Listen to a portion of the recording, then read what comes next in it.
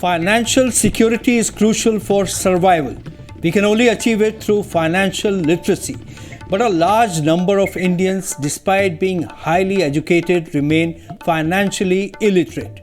People are ill informed or they hesitate to invest money due to bad advice. This is a big obstacle in our personal and collective growth, especially for the Indian Muslim community, which lags behind in financial literacy. Today, we will discuss how we could make informed decisions to achieve financial security. Welcome to The Matrix. Some ill-informed Maulvis spread myths which restrain people from becoming financially secure. They deprive people from the benefits of good investment opportunities. If we learn to invest our hard-earned money wisely, we can create wealth and ensure good education for our children and a brighter future for our families. Today, I have with me Abdul Raqib Sahab, who's a businessman and an expert in financial literacy and Islamic banking. He joins me online from Chennai. Assalamu alaikum, sir. Welcome to the show. Walaikum assalam. Sir, I begin by asking you what actually is financial literacy and how important it is for us. Financial literacy is the ability to use the knowledge and skills to manage financial resources effectively for a lifetime of financial well-being. And individual can also have financial literacy, a family can also have, a company can also have. But today, this is, as you have been in the beginning, you said that financial literacy is not there in our Muslim community particularly, because actually, when the literacy will come when we create wealth. The creation of wealth is not a priority for the Muslim community. And so, when they create the money, when they create the creation of the wealth is not there, so they don't save it, they don't invest it, they don't plan it, they don't spend it and they give it. So, they don't have financial literacy at all. There is a big problem with our people. And they want to spend lavishly sometimes, and 30% people of Muslim community are living in the below poverty line, and they have only hand to mouth. So those people who have got money, they spend their money in marriages, lavish marriages, and expenditure. No, they don't save it unless they have financial literacy and they know how to manage it, how to the knowledge and skills, and then save it and invest it. We can't have any good thing. So financial literacy is the most important thing for our Muslim community in particular to be inculcated very soon. Yeah. Sir, some ill-informed Maulvis, clerics in our community draw negative associations of the religion with economic progress. Like you mentioned that you talked about creation of wealth. Does Islam forbid creation of wealth? No, actually, if you go into the life of the Prophet Sallallahu Alaihi Wasallam, he was a businessman. And his wife, Khatija, Ummul Mu'minin Khatija, was a businesswoman. And history has recorded that 50% business of the Quraysh tribe was done by Hazrat Khatija. And not only that, his companions, whom he said that they are going to the Jannah, paradise, what they call Ashra Mubashira, 4 of them were billionaires. And if it is not, if it's not a positive aspect of wealth, how can a prophet is engaged in that one? And then his companions, his own wife was engaged in that one. Apart from that, Atir Sahab, I just want to tell you another one thing. When Prophet Sallallahu Alaihi Wasallam went to Medina, he had, the Muhajirs who came from Mecca, they were business people. They don't have the options to in Medina to go to the market. So what actually happened, the market of Medina was completely dominated by the Jewish people. They don't want anybody to enter into it, monopolized completely. So Prophet himself had one market called Suqul Medina, Medina market. And he said, Al-Jalibu ila suqina kal mujahid fi sabilillah. The man who comes and buy and sells in the market is like a warrior of Allah, mujahid fi sabilillah. So what else? So the thing is, wealth is there, and as you know, the most important dua in our prayers, Rabbana atina fid dunya hasana wa fil akhirati hasana But today there is a misconception among the Muslim community, particularly our the ulamas, that okay, wealth is not for us; it is for the other people. Our destination is the akhirah. But akhirah, without a good family, without a good life in this world, how can we get the akhirah? So Allah subhanahu wa ta'ala has made everything in this world for everybody, for every human being. So creation of wealth is very important. I just want to tell you another one verse of the Quran. It says, "Amwalukum allati ja'alallahu lakum qiyamah." The mal, the wealth Allah has given to you is for the sustenance of your life.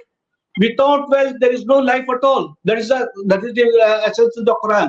So I think it is misconceived, and the real teaching of the Quran and the Sunnah of the Prophet ﷺ and the Caliph Khulafa Rashidin, where that we have to create wealth, we have to make a good life in this world, we have to create wealth and then save wealth and then distribute among the people and then also spend our own self. This is the thing.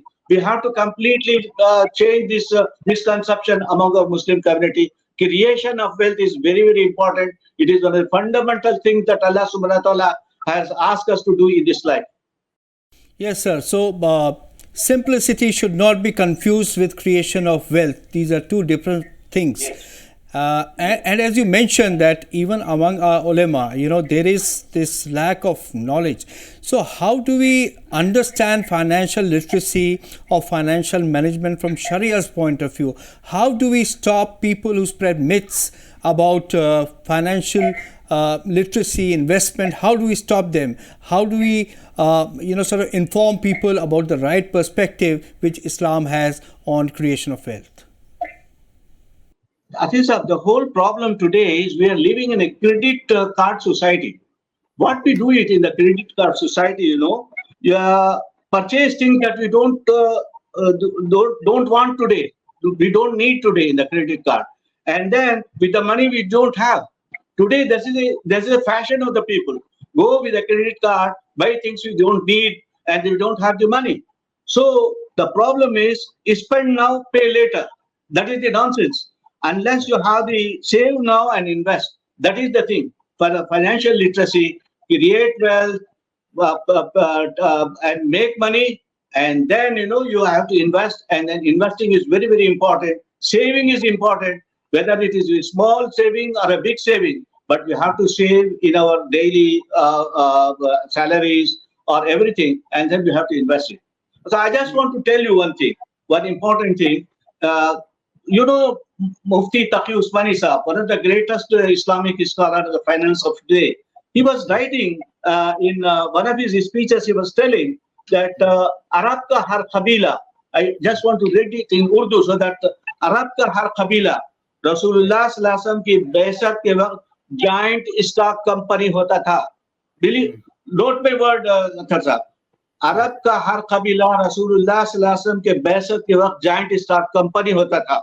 हर कबीले में तिजारत का यह तरीका यह था कि कबीले के तमाम लोग 1 रुपया 2 रुपया लाकर एक जगह जमा करते, वो रकम शाम भेजकर वहां से सामान तिजारत मंगाते। आपने तिजारती काफिलों, कमर्शियल कारवान का नाम सुना होगा।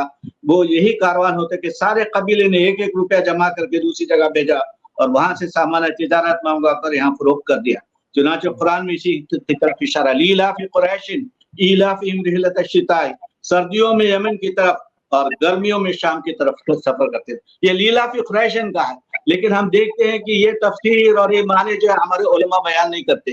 लेकिन आज का सबसे बड़ा आलिम जो फाइनेंशियल दुनिया का सबसे बड़ा माहिर है, मुफ्ती तकी उस्मानी साहब अपनी तकरीर में कहते हैं सूद और उसका मुतबादिल में कि ये जॉइंट स्टॉक, क्या हम लोगों को मालूम है कि आज के जॉइंट स्टॉक कंपनी का क्या हाल है?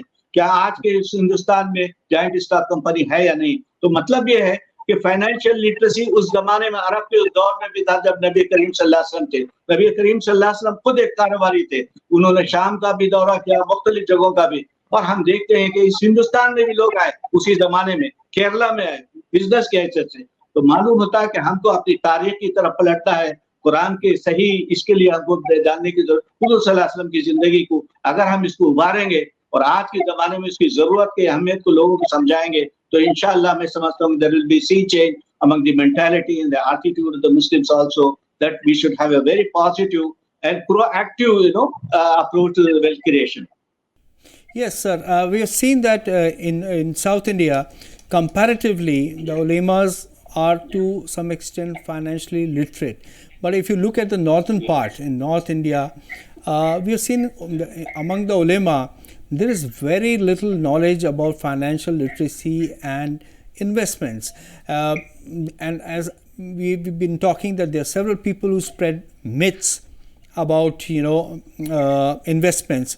Now, for instance, is trading in the share market forbidden in Islam? What is the latest take on that? Has there been any ijtihad as to what we can do? Can we invest in the financial market in terms of stock market or mutual funds? What is your take on that? I think that the whole thing is, for your information, there are two stock exchange in India. You know that National Stock Exchange and the Bombay Stock Exchange. And among them, 26% of the stocks are Sharia compliant, according to Sharia. And there is a institute called Tasis in Bombay. And then that Tasis has got three big ulamas of repute, international and national importance. They have got a Sharia board. And they screen it every 2 months. Various aspects of whether it is interest-based or that has been the halal investments are there. There are certain criteria are there. There is one called IOP in Bahrain, which set the standards for Sharia compliance. And so these ulamas, and I just want to name the ulamas also. Today, Khalid Saifullah Rahmani, the president of the All India Muslim Personal Law Board, and then Mufti Barkatullah, he is the Sharia scholar and a very great advisor to the Bank of Great Britain, Islamic Bank of Great Britain, and Dr. Masood Saab. So the Iqbal Masood Saab, he was also there in Riyadh, in a big university as a head of the Department of Sharia. So these people, and then along with these people, today's the big chartered accountants are there, and those who knows the ups and downs of the stock market, they sit together every 2 months and they say what are the norms of Sharia according to the IOP, and then they see that these are the things. Maybe today these are the Sharia compliant, but after some time it won't be. So they screen everything and they report it, and then it is available today. Alhamdulillah, today people are coming to know all these things, and their hindrance is also removed, and people started talking about Sharia compliant stocks and all these things also. Yes. And also there is this myth about investment that you need a lot of money before you start investing. Even if you have little money, you can start your investment, isn't it, sir? Yes, the whole thing is they don't know the schemes are there, SIPs are there. Even if you've got 500 rupees every month, you can start investing in it. There are a lot of things are there. And then if you want to buy a house, if you want to have the plan for the Hajj, if you want to make this one, a marriage, and there are various scopes are there, there is various schemes are there.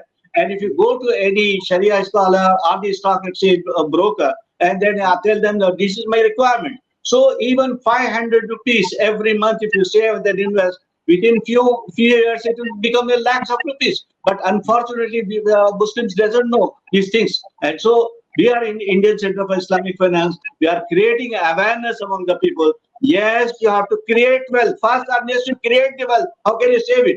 And then you create the wealth, and then you have to go to the maximum. Because if somebody is doing work, labor work, or the businessman, and then it is just like in the way of Allah subhanahu wa ta'ala, and people used to do it. And as you know that in the Quran, there is a verse, you know that فَإِذَا قُضِيَتِ الصَّلَاةُ فَانْتَشِرُوا فِي الْأَرْضِ وَابْتَغُوا مِنْ فَضْلِ اللَّهِ Juma. So when you finish the namaz, the salah, you go and then spread throughout the world and then see the bounty of Allah subhanahu wa ta'ala. And very strangely, Akir, the thing is, even the Hajj, Quran says there is no hindrance for you to do trade and business there during the Hajj. So this is there in Surah Baqarah. So what I'm telling is, people don't understand the Quran. People don't understand the hadith, the life of the Prophet, and day-to-day challenges. Unless I have got the money, I don't know what we are doing. That's why what exactly happened. Allah subhanahu Nabi Sallallahu Alaihi Wasallam used to say,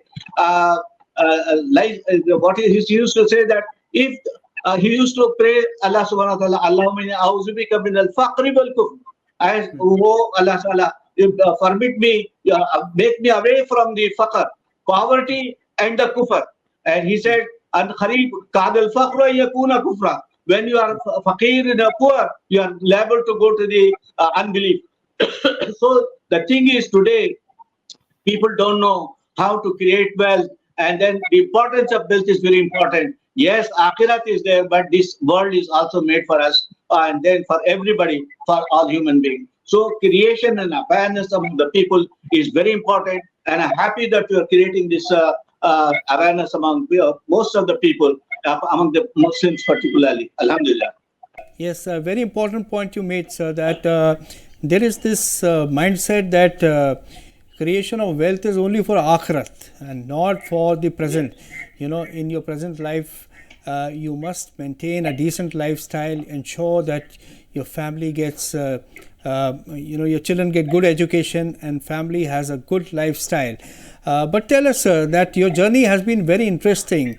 You were a leather garment exporter, but then what made you move into this, zone of creating awareness about financial literacy and financial management? And also you've been working on Islamic banking, which I'll come to later, but please tell us, how did this shift begin?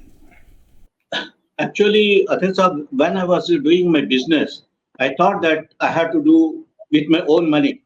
जितनी चादर है उतना अपना पैर फैलाने का है. And I know most of the company in which I worked previously, they were engaged in the in the interest. The whole and soul was there in interest. But my partner was a Jewish person in England, and he was the richest person. But I thought that I should do the honestly ethical business I have to do. And then he used to pray Allah subhanahu wa ta'ala, whatever you give me barakah. And then I was there for 25 years. I did my business in UK and then had and used to export from here. And I got a lot of awards from the Commerce Ministry, not the very high, not the very low. In the average, I got 6-7 years. And then when I came to, when I come back and then saw, when I stopped my active business engagement, I thought that in India is a democratic country. And then we Muslims are always reactive. We don't have very small, silly things we want. But in a democratic country, we have to prepare and then understand what is banking, how banking is a very important aspect today. Finance and banking is very important. Unless we have got the finance and the banking route, we can't progress. For each and everything, we go to the bank. But we have not studied whether it can be possible or not. So fortunately, what happened in 2006, when the subprime mortgage crisis started in USA, and then all over the world, there was a financial tsunami, and Indian government was also affected. And at that time, the finance ministry asked Reserve Bank of India to explore whether Islamic finance instrument can be used in India. And then they appointed Dr. Raghuram Rajan, the famous, he was there in IMF at that time, chief advisor, and they formed a committee on financial sector reforms. And then before that, what actually happened, when I was there in the Jamaat-e-Islami, I was the central executive, I told them, the government is asking to see what are the Islamic financial products, and then we are not doing it. So we had a very big conference, international conference, 2 days international conference. The theme was the justice and equity, the message of Islamic finance. And all over the world, people came. And then I thought that I can go to Manmohan Singh ji. I invited Manmohan Singh ji. Sir, you are the fit person. You know the finance and you know Islamic finance. He said, I'm very busy. Can you go and then talk to Mr. Chidambara? I went to Chidambara. Mr. Chidambara is a lawyer. I know him personally. He was from Tamil Nadu. He said, Mr. Rakib, you see that the government has asked Reserve Bank of India to look into the matter.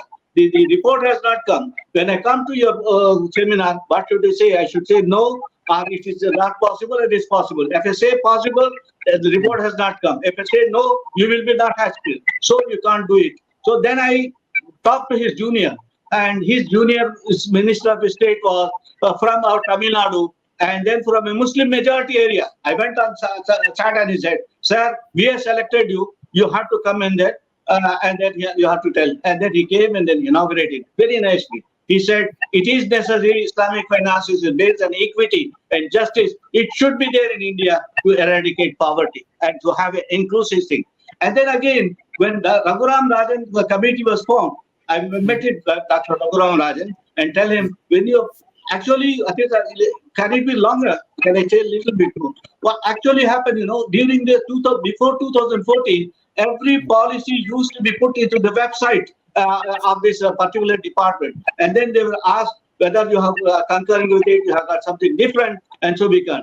But when that draft was put into the website, there was no mention of interest-free banking for that. Then I went and then talked to Raghuram Rajan. He came to Hyderabad, the School of Business, Indian School of Business. I told him, sir, you have left 30% minorities and the marginalized people. Then he said, can you come and then meet me in the final committee? And then we pleaded with him. And then some of the great committee members, for example, Vijay Mahajan, some of the people, they intervened. And in that committee, Raghuram Rajan's committee, which is 2 paragraphs included. And so from that beginning, we got a foothold that yes, we can talk to the government. Raghuram Rajan and his team has recommended that interest-free banking should be included in our banking regulation, so that can be inclusive society can be made. Yes, so very important. You talked about interest-free banking, which is almost like synonymous with Islamic banking. Now, I would like to know from you, what is the status? Because of late, we've heard that the government representatives spoke about this. There was talk of introducing the system in India.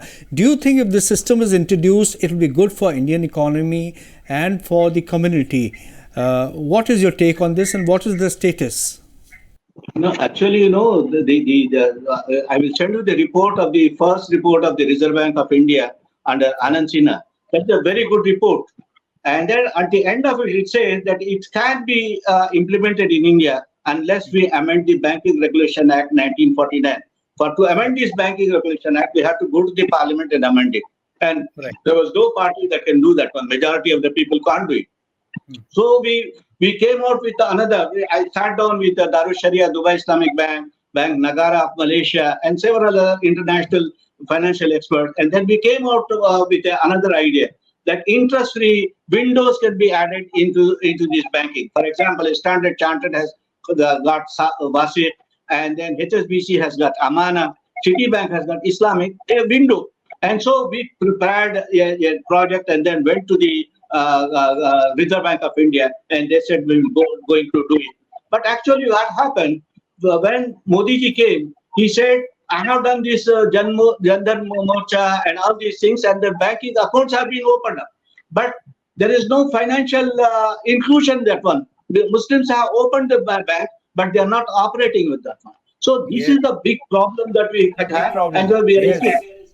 Yes, and of course we cannot leave another one important thing I just want to conclude, that that SBI Sharia mutual fund was there introduced, and then today that the man in charge of the mutual fund of SBI is the chairman of the State Bank of India today, Dinesh Kumar Khara.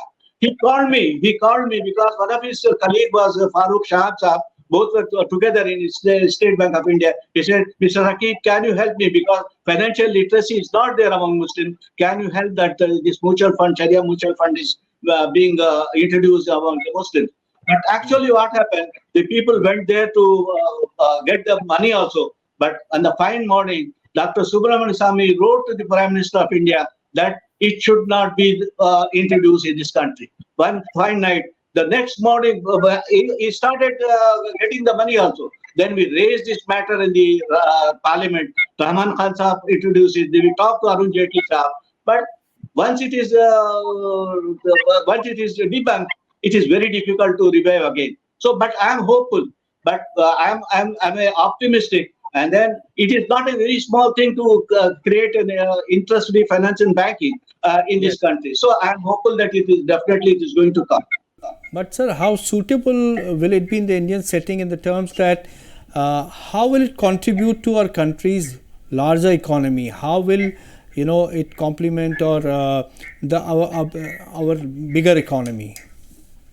if this Okay, system is sir, the whole introduced? thing is if you go into you just Google and search which are the countries. I will send you one financial exercise in 2010. One lady, interviewed me, and that came in 2 pages interview. I'll send you that one. In that one, 75 countries of the world, industrialized, secular, modernized, has got Islamic banking. So, and nowadays, after this SDGs, Sustainable Development Goal, which is taking care of the climate degradation, now very important thing has come out. Sukuk by name, Sukuk, green Sukuk. Sukuk is there, which is taking care of the environment also. And so there are a lot of new products in Islamic finance. And today, everybody, that Russia is going for that, Hong Kong is going to do that. Japan is there, China is there, US is there, UK is there. So why not India? That's what the question I'm asking. If Tokyo can have it, Hong Kong can have it, London can have it, Washington, New York can have it, why not India? And it is a misnomer that it is only for Muslims alone. It is not for Muslims alone. It is for all the human beings who want to have ethical type of things. There is no interest. The investment will be on those things which are need of the people, and so it will give jobs. The important thing is Islamic banking will give jobs because it's not financial engineering, putting money from here to there, there to there. Today, what we are talking about, all the financial instruments are there, but in engineering, financial, and no absolute production economic activities there. Islamic finance will stand for economic activity, and then buying and selling, and then investments. And so it is a completely different paradigm. This one, I can share with you some of the documents which World Bank has written, IMF has written. And so I think that it is a misnomer. The Muslims also think, oh, Islamic banking means without interest. It is not the only interest. There are larger canvas that has to be create awareness among the people. And for your information, I have got a lot of people, not for Muslims, non-Muslims, I call them Abu Talibs. For example, most of the people, Vijay Mahajan, and then Swaminathan, who died recently, he said, if Islamic banking with no interest comes, there is those suicide in the Vidarbha area of Maharashtra. I have got all these things I can share with you. So unless if you put our case in a proper way to among the parliamentarians, among the common people, among the bankers, among the ulamas, inshallah, I am sure that this will Islamic financial backing will come into this country. This will change the face and fortune of this great country as well as the community. So, as far as I could understand, that if the system is introduced, it will be another option in the Indian banking system, and it will not be counterproductive for our country's economy. And also, it will also lead to inclusion of a large Muslim community, which otherwise hesitates in making investments or savings in other banks. So now I would like to ask you that these days. One more point I just want to tell you. In Malaysia, Malaysia is a leading country where Islamic finance and banking is there. Do you know how much percentage of non-Muslims are there in that Malaysian Islamic banks? 40% Chinese, who are just like the Marwadis of India, very, very conservative people. They are investing in Islamic banking, and then Islamic bank gives more profit and more sustainability. So what I'm thinking is, you have got misconception. Muslims have got misconception. They don't have the complete knowledge of the finance and banking and how it is affecting all the people. So I think this one, I think exposure will create people to understand little more, and they will interested to know more about the financial literacy in Islamic finance. We need to understand a lot about this system, which is an option. But now I ask you, sir, that these days that we've seen that people believe that children should be made financially literate at an early age. What is your view on this? Is that a good option? Yes, definitely. Nowadays, there is a National Center for Financial Education, the central government, and it has come out from the beginning. So many books. If you just Google search that one, what are the financial literacy for the small children? Very interesting books, very illustrated, and then asking for children how to save small things. And then I think just Google search. and then money for the beginner, books for the children, and these are Muslim ceremony. These are some of the small books that is there in that one. In the curriculum itself, the government has introduced this one, and then the what is called the stock exchange people, they also have several groups. They come and then tell you about the financial literacy. If there are 4 or 5 people, if they are interested, they send the people and then try to make them understand. So it is a beginning. From the foundation, the government is saying that without financial literacy, without saving, we can't face the challenges of the coming days. Yes, and generally we have seen that women are good with finances. How can we make women financially literate, more and more women, and prepare them for taking benefits of investment opportunities, so that the entire family benefits from their endeavors? And also, sir, what are the investment opportunities for the community these days? With a disclaimer, if you can tell us broadly, what are the options with the community? For whom? For the women you are talking about? For everybody, for investments. Yeah. There are several options, sir. Today, even online. Today, it is not the resources alone. Creativity, innovation, incubation, scale up, everything is there. It is all the mind, technology, and then our things have to change. I have got some people there I am there in Chennai. There is one BSA Rahman Incubation and Innovation Center. And then the government is sponsoring all these things. Scale up, and then new things are being introduced. And some of the people, go to the foreign countries with making innovative things. So what I'm telling is, even with a small shop, even previously there was no Zomato was not there, and all these things were innovation today. Business is there. If you want to do something, small and big business are there. Even stocks are there. So there is a sky's the limit. So I was telling you, Khatija was a big businesswoman. Why not today? So I just want to tell you one thing. There are two. There is a halal business. There is one halal clothing, halal food, halal tourism. Everything is there. To your great surprise, if you Google that IBA Cosmetics, IBA Cosmetics, and do you know who has started this one? This is a halal cosmetics in Gujarat. 2 ladies, Jain ladies, who are working in the United States in the management department with a very senior position. They came back to Ahmedabad. They started this IBA Cosmetics. Grisha Teli, another friend Teli. And then they have got 100 crores business today. Why not we? Yes. And then I was told another one thing, that the Patna-based Rahmani Institute, they have asked our 10th standard pass girl to go into some of the online courses for the stock exchange and all this to know everything. If you want to search all these things, I will send you so many documents. Share with us. We would certainly like to. Yes, if you can share it with us, we will inform people. If you search something, yeah. Okay.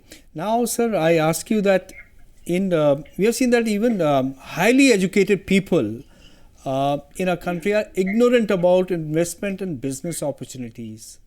Now, what can be done to create this financial literacy in a broader scale? What normally do you do? How do you create awareness? How do you go about it? No, we have to create. We have to have melas and all these things. To talking to the people, bring some of the big people who have done so many things in this world. For example, one man who was Mustafa, ID Mustafa, who made Italy's in Bangalore, and they are done. Some of my friends there in Bangalore has got Rabar Financial Services. They were big people, they joined together, and then they are doing wonderful work. So we have today, along with the masjid and the madrasas and all, we are trying that even the ulamas are getting into these business type of things, and so many people have gone to Malaysia, Turkey, in England to help to get education in Islamic finance and banking. Business is the thing which Muslim people have been doing it for thousands of years, but today we have forgotten, particularly in North India. We have got all the artisans and craftsmanship. You go to Faroes or Namda of Varanasi and everything. But they don't know how to sell it. They can manufacture it, but the pudding, the taste of the pudding is selling and then getting the money. Manufacturing is also important, but the manufacturing has to be put into the sale, and then in the business, then they get the money. And then research and development. Another one thing I just want to tell you, Atirsa, research and development. Muslim community doesn't invest in research. They take the profit and then eat it. More than that, and they don't save it and they don't invest in the R&D. Nabi Sallallahu Alaihi Wasallam said, "When sana minkum shayin falyuhsinu." Whenever you make a product, it should be highest standard. It should see that there is no competition for the market. That type of things are being made by Muslims all over the world in the first 100 years or 200 years. Today, we have to go back to our future and then see what is happening in this world today. And inshallah, I am pretty sure as tomorrow is going to raise the sun, tomorrow, not only the Muslims alone, the marginalized people, they will come up in life with the financial literacy, creation of wealth, and inshallah, that will be great changer. Yes, what it intrigues me most about you, sir, is that you are from Chennai, but you have come out with a book on Urdu. You know, it is on Indian economy and finance. Could you tell us more about your book, and also how did you learn Urdu living in Chennai? No. In our area, a pocket borough is there in Atharkar, and my dadi and nani used to speak in Tamil. In one generation, we started learning Urdu, and so I have written. This is a book which is called Hindustan में Islami Maashiat और Maliyat.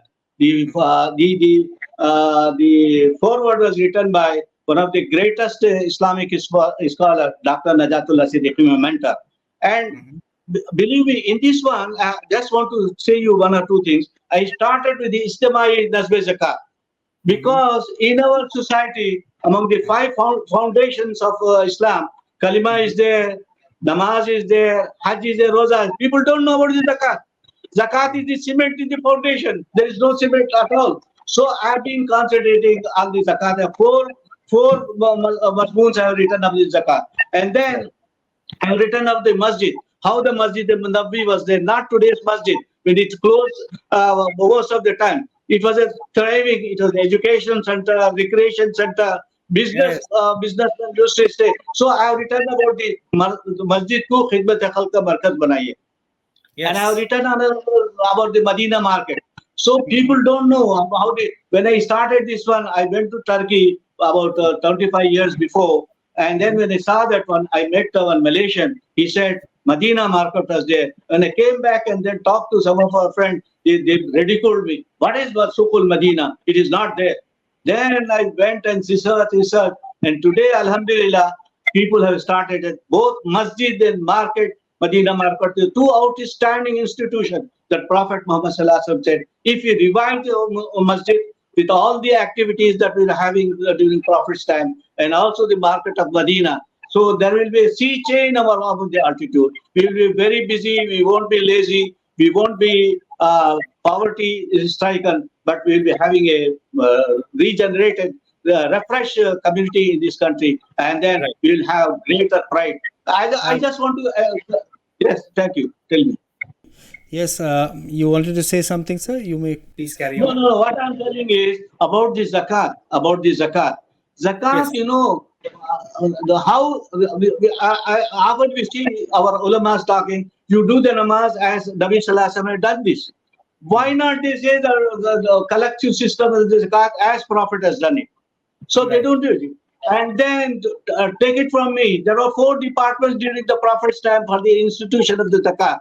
The Amirin zakat, collectors of the zakat, Katibin zakat, accountants were there, Amir al-Huma, animals ke liye, or Kharisin estimators. Do you know who the people who engaged Prophet Sallallahu Alaihi Wasallam for Amilin collecting? Hazrat Umar, Hazrat Abdul Rahman bin Auf, Hazrat Amr bin As. So Abu al-Jarrah, the man who became the Khalifa, the man who became the commander-in-chief, who became the governor of Misr, and then the richest man in Ashram. Such people should come up in our society, not the third-class people. great people, piety and then professionalism should be there. Hundreds of organizations are working in Malaysia, in Indonesia, in Bangladesh, in South Africa. Have been trying to inculcate among the people zakat, zakat, zakat. And interestingly, I just want to tell you, Maulana Azad has written a book, Haqiqat-e-Zakat, and it was 100 years before. Maulana Azad is the man, the first education minister of India, Khan Sahab. So what he did, he started IIT, he started IIM, he started UGC. Today, almost all our Indians are there in NMCs. Believe me, in the USA, every year NMCs are there from IIT and from Chennai, Kharagpur, and Delhi.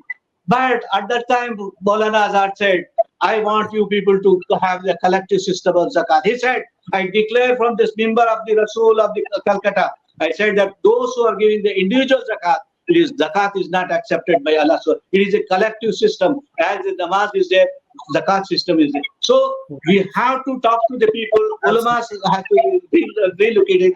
Zakat, zakat, we have to do it. And then, so we're running out of time now. We'll have to wind up here, and perhaps we'll have another session with you in Urdu for our viewers in Urdu. But truly remarkable the kind of work you're doing. We are sure that this will make the right impact of creating awareness of financial literacy among the people of our country. Thank you, sir, for joining us in this useful discussion. Thank you for taking the time. Thank you very much. Thankful for you, sir. You are also creating a space for the financial literacy. Inshallah, it is going to happen, and you will be getting sawab in the akhirah, but also in this world also, you will be getting a lot of encouragement among the people, sir, inshallah. Thank you very much. Thank you. Financial literacy has a tremendous impact on the sustainable life of the family members. Financial management can affect personal relationship and work performance as well. Adults can also be a role model to their children in the way they manage their finances in the future by educating them from an early age about financial management. That's all we have this week. We'll be back with another interesting episode. Till then, goodbye from the Matrix team.